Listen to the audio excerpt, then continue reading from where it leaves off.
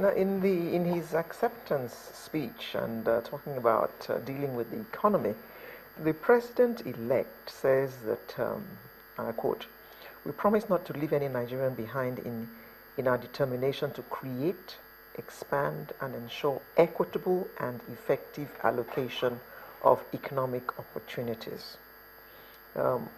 Would you kindly explain this to us in normal parlance? Oh, well, what the president-elect was speaking to there is the fact that many people complain about the fact that the growth that we've seen in Nigeria had not been inclusive. It's not trickling down. Well, it's not as excluded.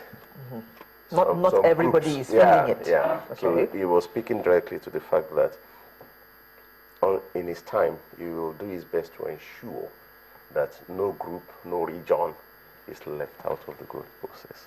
That is going to make growth more inclusive. Okay, can you give us a few ideas as to how this can be achieved? Well, it takes... And I'm coming to you with that question as well. Well, he was saying, something about he's going to have a Marshall Plan, but the point about our economic evolution in the past and what we need to pay attention to going forward is that the economy has been left largely on its own. Government has done very little to guide the economy. For example, when growth happens, it happens, it's not been redistributed to regions where the growth has not been happening.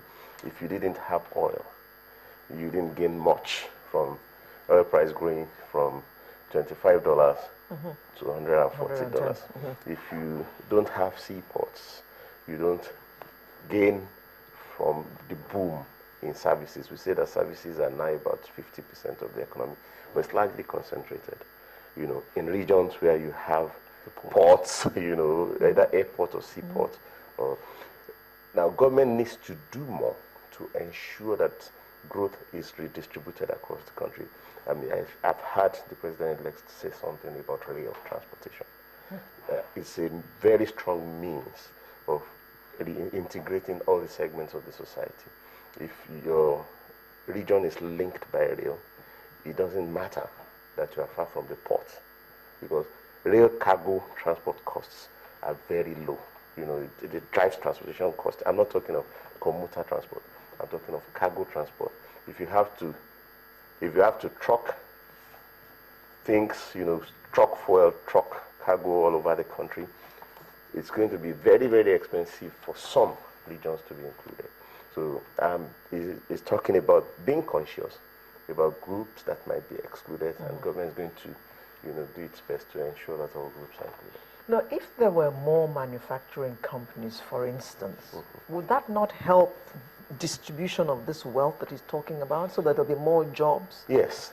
Well, again, we should remind ourselves that there were more manufacturing companies in Nigeria in the past. The world had to move out. Manufacturing was much bigger in Nigeria in the past. If manufacturing remained that big, more people will be included. So the key question is what killed manufacturing? And I just spoke about rail transport, cargo rail transportation. Most cities around Nigeria grew on the back of rail transportation. Wherever you find a rail terminus, a big market grows, a big city grows, and industries spring up. We need to bring rail transport back, not cosmetic rail transport reform. Transporting a few people twice or thrice a week. We need to shift, the haulage to rail. If we relink all the regions again, you would have included all cities, all regions.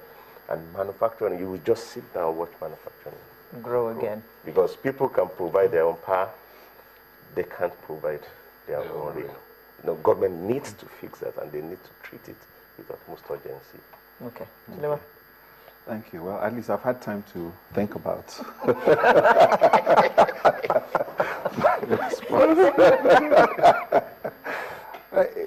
interesting concept about this growth and poverty and unemployment.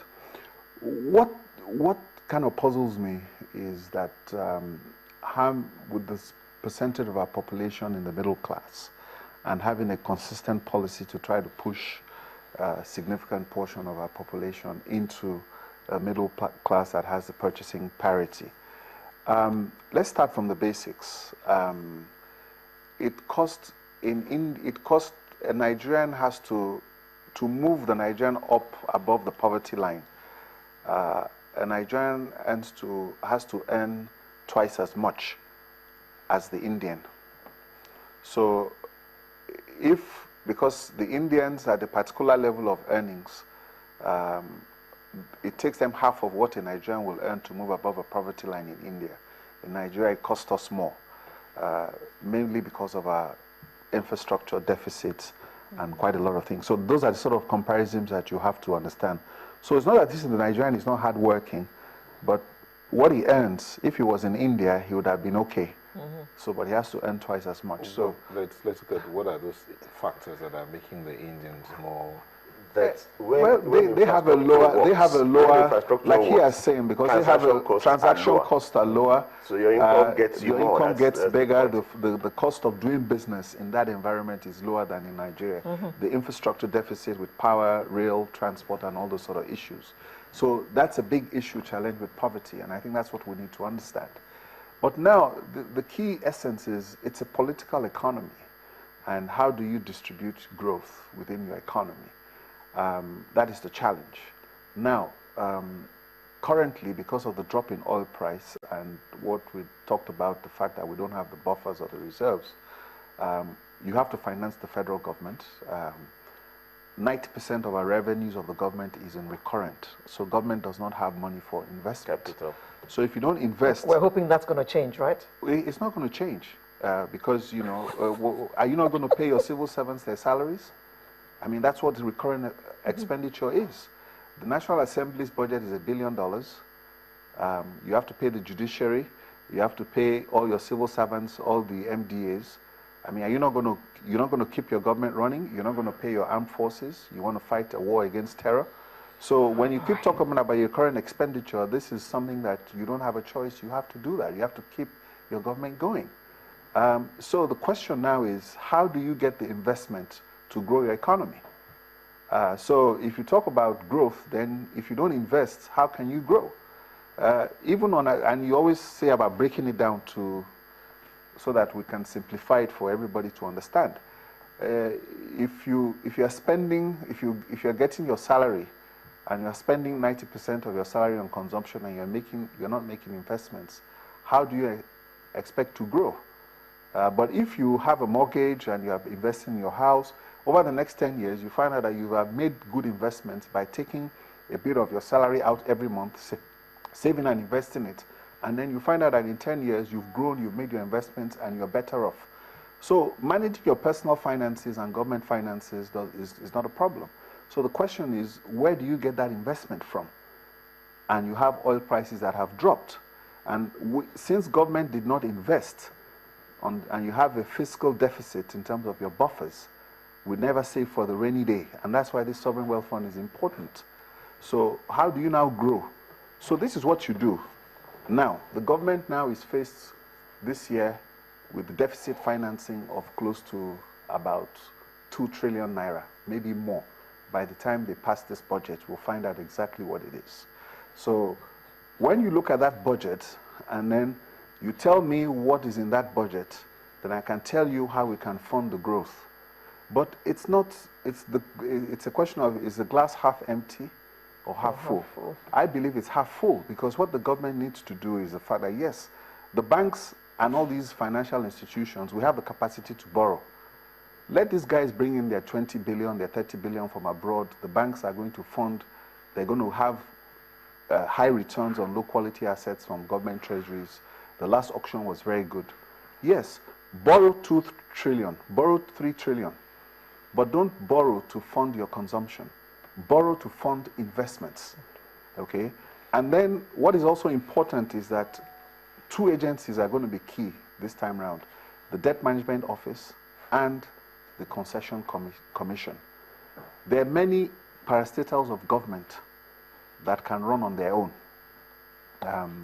In fact, there are about 15 projects. What about 8 trillion naira that consultants, international consultants have said are bankable projects that government does not need to put money into. Government does not need to pay for the airport running. Fine. Concession those things out so that all these people can put their money and you put it there. So you have savings. So your growth or your investment in growth depends on your strategy. So if the president-elect wants to do that, then he has to understand what is recurrent. He talks about leakages, that he also wants to block leakages. So let him focus on his civil service, consolidate his civil service, and then let the private sector create a concessioning environment whereby let go of a lot of all these things, privatize some of all these things, and put your economy in a way whereby these foreign investors, Nigerians, the global economy likes this country in terms of investment potential. But we need to create that enabling environment for this money to flow in and to stay. Okay, so those are the ways we can reverse that gap of funding those infrastructure. This is higher than Economics 101.